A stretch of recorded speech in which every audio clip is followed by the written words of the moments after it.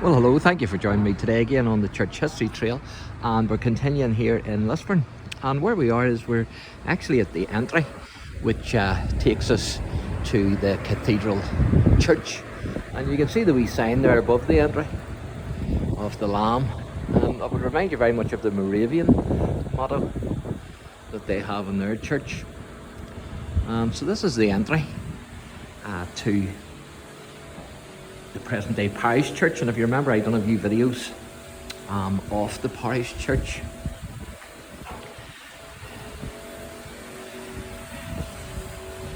So that's the present day parish church, as you can see. But that's not why we're here today. General Schomberg actually made Lisburn his headquarters, and for 6 months he occupied a house that was nearly actually opposite this wee opening here, this wee entry in Castle Street to the opening to the cathedral, which had previously actually been, the house that had previously been occupied by Bishop Jeremy Taylor. And it's Taylor actually died in this house, and it's said that it was Taylor that actually built the house. And so Taylor actually died in this house in 1667, and it's number 13 across the road here. So we're going to have a wee look at that.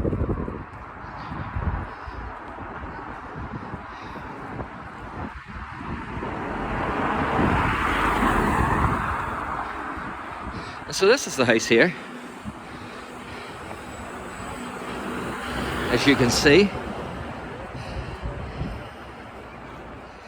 And so Jeremy Taylor actually died in this house, and this isn't the present house now, this is a later house, but this is the actual site of where the Taylor house was. And also General Schomberg, as I say, when he had his headquarters here, he actually stayed here. So this site here is fantastic, but I don't see any information at all about that. There's absolutely nothing. They're not in the blue circle. But there you go, but that's number 13.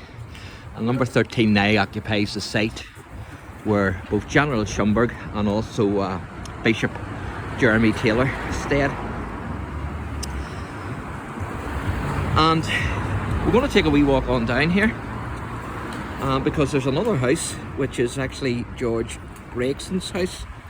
And George Gregson was a Quaker, and the Williamite Captain Johnson had his quarters here in this house.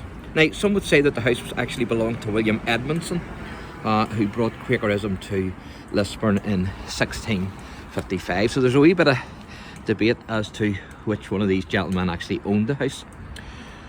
But Edmondson actually was a veteran of Cromwell's army. Now, both King William III and General Schomberg actually dined in this house, and I'm going to show you the house now.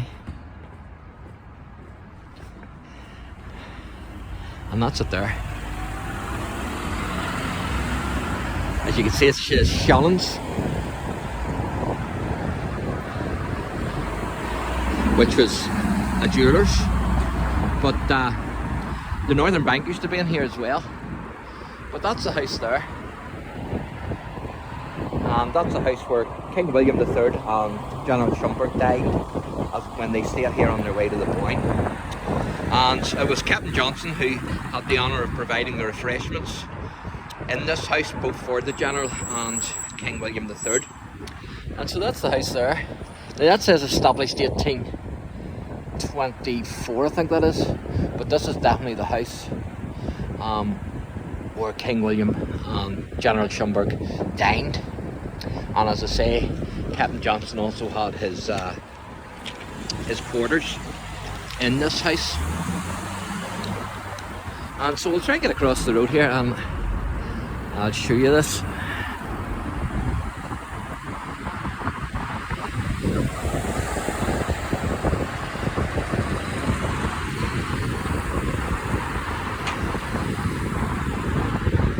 I think that's 1824, that says up there, if I am correct.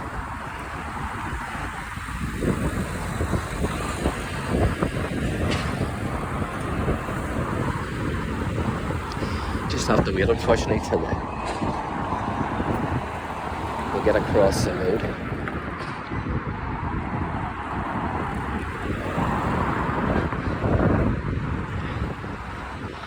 So Shannon's was established here then in well it says 1925, but I can remember the Northern Bank being here, so obviously that's when the company started, but it's definitely not when they haven't been in here from that. I don't know what that crest there is off or who it's off,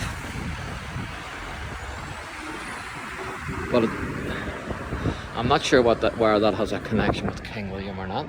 It possibly could, but I'm not too sure. I don't think we're going to be able to see the crest from here. Not too well. But this is definitely the house. And as I say, it used to be the Northern Bank. Now that statue there is of General Nicholson, and I'm going to do a wee video on Nicholson at some stage. And also across the road there is the museum, which used to be the town, the market house. So it did, of course, John Wesley preached in there, and I'm going to do a wee video of that as well. But it's good to see that it's still used today, even as a museum, which is brilliant.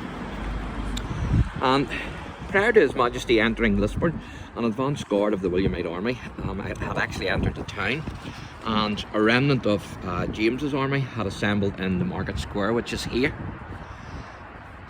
And they had arrived just before the Williamites actually had arrived, and so the market square is actually just here. And so the Jacobites were actually speedily driven off. They were speedily driven out of town by a party of Williamite troops from the camp at Blurris, which is not too far from here. And so that's this area here, the market square, where the Jacobites and the Williamites actually skirmished. And so thank you for joining me today again on the Church History Trail. God bless.